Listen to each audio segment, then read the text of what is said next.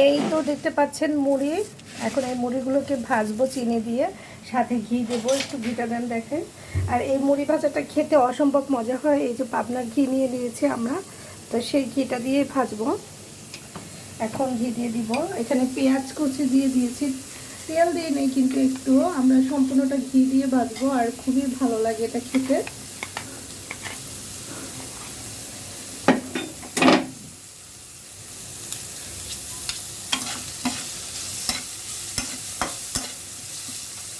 এখন আরেকটু ঘি লাগবে, আরেকটু ঘি দেন।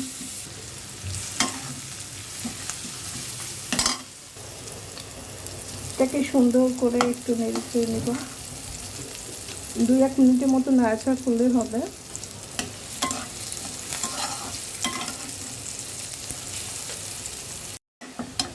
পেঁয়াজটা একটু লাল লাল ভাজা হয়েছে, এই পর্যায়ে মুড়িগুলো আমরা দিয়ে দিচ্ছি।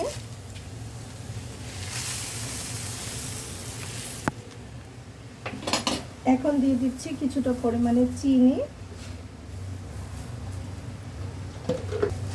চিনিটাকে এপাশ ওপাশ করে নেড়ে ছেড়ে নেব, মানে উল্টে পাল্টে মুড়িটার সাথে মিলিয়ে দিব। তারপরে কিছুক্ষণ ভাজলেই কিন্তু মুড়িটা রেডি হয়ে যায় ভাজা। আর মিষ্টি মিষ্টি একটা সেন্ট আসবে, খুবই ভালো লাগবে খেতে।